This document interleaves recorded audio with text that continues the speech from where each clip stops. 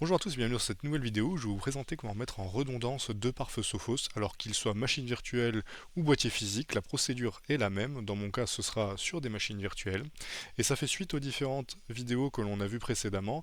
Donc je vais reprendre le pare-feu Sophos qu'on a déjà paramétré ensemble et cette fois je vais le redonder sur une deuxième machine virtuelle en mode actif-passif. Ça s'appelle faire de la High Availability, donc de la HA ou de la haute disponibilité en français.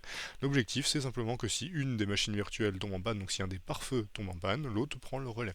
Donc ça évite les SPOF, les Single Point of Failure, c'est ce qui permet d'éviter que votre pare-feu qui concentre beaucoup de rôles et beaucoup de fonctionnalités, et notamment le lien entre réseau local et Internet, soit trop fragile et risque de tomber en panne ou d'avoir un souci en cas de redémarrage. Ça vous permettra également de simplifier vos maintenances. Donc comment ça va se passer? Déjà, il vous faut un deuxième Sophos. Moi, j'ai déjà procédé à l'installation d'une deuxième machine virtuelle, comme on l'a vu dans la toute première vidéo. Vous avez le lien en description si vous avez besoin de le refaire de votre côté. J'ai simplement rajouté en plus dans la configuration de base un quatrième port, parce qu'effectivement, la haute disponibilité se fait sur un port dédié. Si vous utilisez des boîtiers physiques, il faudra dédier un port ou dédier un VLAN. C'est pas gênant, on peut tout à fait dédier un VLAN. Donc ça peut être sur un port existant sur lequel vous faites un VLAN, mais il faut que ce soit une interface dédiée à minima. Et sur des machines virtuelles, j'ai simplement rajouté une carte réseau que j'ai mis dans un VLAN dédié. Donc directement moi sur Hyper-V, mais peu importe votre hyperviseur. Et on va les paramétrer ensemble pour que ces deux machines puissent communiquer. Autrement, j'ai rien fait d'autre que mettre une IP sur le LAN sur mon réseau local à moi.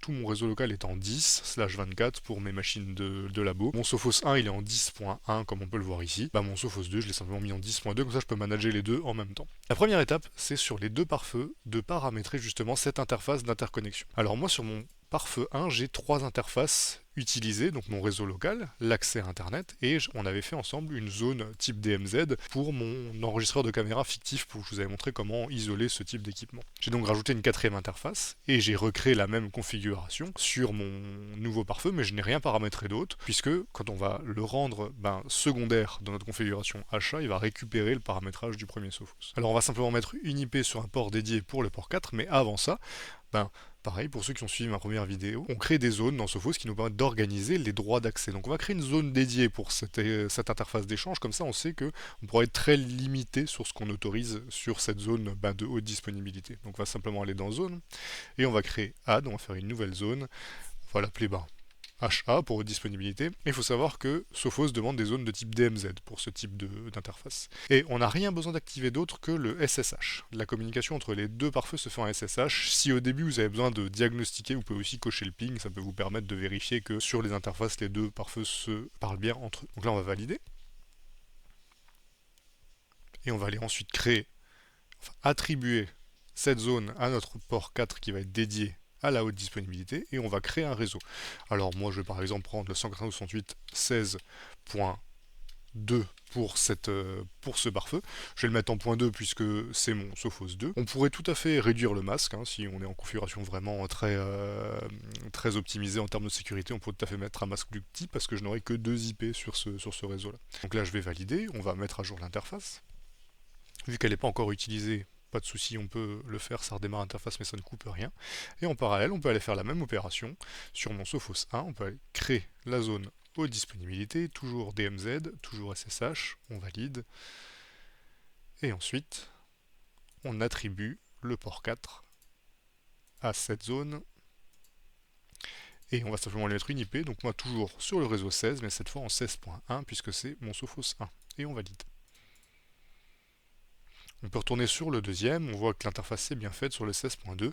À ce stade, nos pare-feux sont déjà capables de parler entre eux. Moi, je les ai connectés ensemble au niveau virtuel, sur les commutateurs virtuels, donc là, ils peuvent communiquer entre eux. Le paramétrage de la haute disponibilité va se faire ensuite sur System Service, et on va continuer avec le deuxième. Pourquoi? Parce qu'on va d'abord paramétrer le secondaire qui va être en attente d'une demande du primaire. Donc on va aller sur le secondaire, on va aller dans les services système, et on est tout de suite dans le bon menu, ici, High Availability, et on va cocher Auxiliary, auxiliaire, c'est lui le pare-feu secondaire.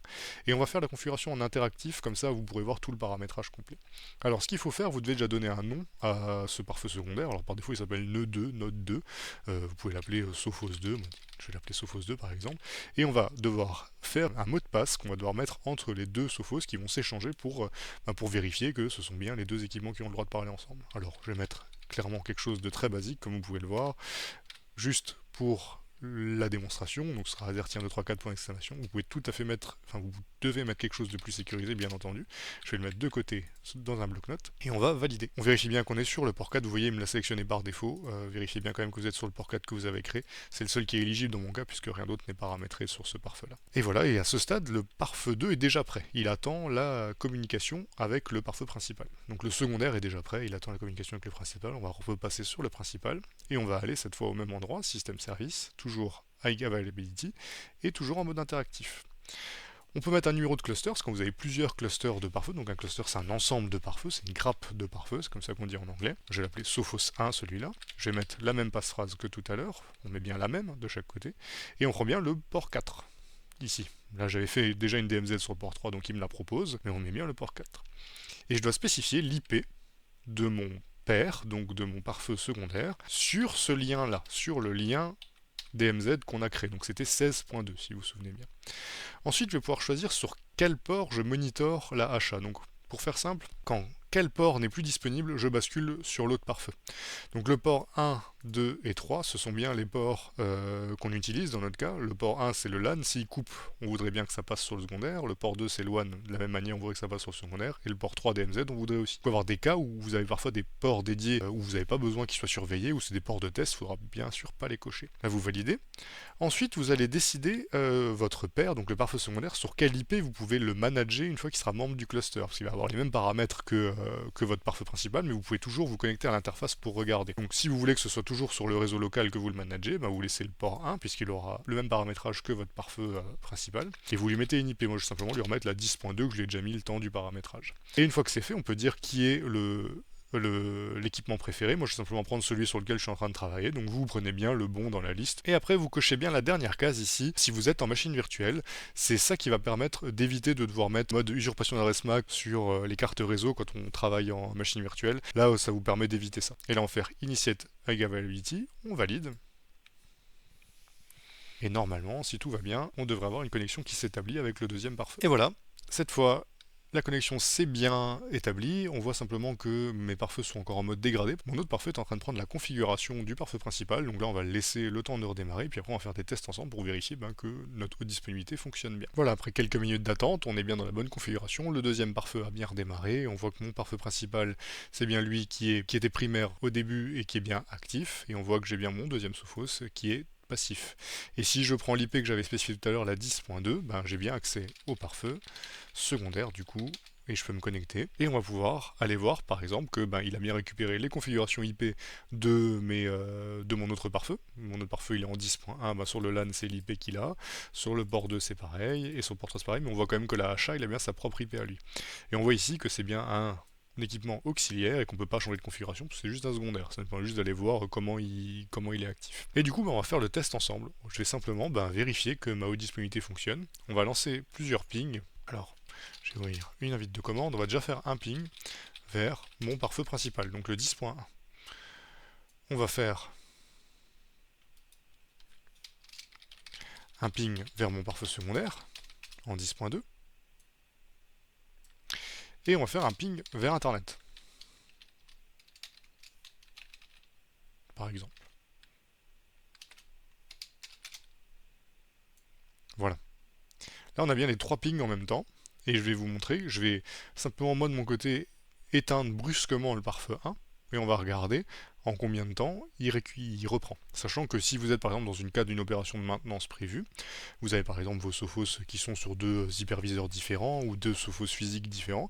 Dans le cadre d'une opération de maintenance prévue, on peut tout à fait, du pare-feu principal, décider de passer volontairement au deuxième équipement. Mais là j'ai vraiment envie de vous montrer ce qui se passe dans le pire des cas. Voilà, le pare-feu 1 tombe en panne ou ne s'allume plus, je vais vous montrer que la bascule fonctionne. Donc je vais vous rouvrir les pings, et moi de mon côté je vais ouvrir mon hyperviseur et je vais couper carrément le serveur physique. Alors là je lance l'extension directement sur Hyper-V. Voilà, là j'ai lancé l'extinction sur Hyper-V. On voit qu'on a un délai d'attente dépassé sur le pare-feu 1. On voit qu'on a eu un petit délai d'attente dépassé forcément sur le 10.2, 10.2, puisque c'était notre pare-feu 2 qui est passé en pare-feu 1, en 10.1, et on voit qu'on a perdu 2 pings sur le 9.9. Donc là, en ayant fait ça, j'ai vraiment simulé l'extinction brutale du pare-feu principal, et on voit que ça fonctionne bien, j'ai pas de perte d'accès à Internet. Et maintenant, on va rallumer simplement le pare-feu 1, et je vais vous montrer qu'on peut rebasculer dans l'autre sens. Voilà, j'ai lancé le rallumage du pare-feu 1 et on va regarder la bascule se faire dans l'autre sens. Et voilà, on a donc rallumé le pare-feu 1 et là on voit que c'est nouveau 10.2 qui peut répondre, mais maintenant 10.2 c'était mon pare-feu principal de tout à l'heure. Et là, le pare-feu a correctement redémarré et ils ont rééchangé leur place. Là on voit que le pare-feu 1, il y a eu une petite coupure pour que le pare-feu 1 redevienne le pare-feu 1. Le pare-feu 2 est en train de reprendre sa place et son IP2, et l'accès Internet est toujours maintenu. Donc la reprise du pare-feu 2 de sa configuration initiale est un peu lente puisqu'il redémarre, c'est pour ça que c'est pas forcément instantané, mais là on est bien de nouveau sur le pare-feu 1, on a toujours accès à Internet, et le pare-feu 2 est en train de reprendre sa place initiale. Le pare-feu 2 a correctement redémarré, donc là vous allez voir que je vais pouvoir me loguer derrière sur le pare-feu 1, et on aura retrouvé la configuration initiale en ayant fait vraiment le pire des scénarios avec un crash complet du pare-feu. Donc si cette vidéo vous a plu, je vous invite à me suivre et à vous abonner pour voir les prochaines. Dans la prochaine, nous mettrons en place un VPN IPsec pour connecter deux sites distants via ce cluster de Sophos d'un côté et un Sophos unique de l'autre pour une configuration qui serait tout à fait réaliste. On mettra également en place la qualité de service, donc de la COS, comme ça on pourra faire des priorités sur ce VPN. Je vous remercie de m'avoir regardé, je vous souhaite à tous une bonne fin de journée et à bientôt.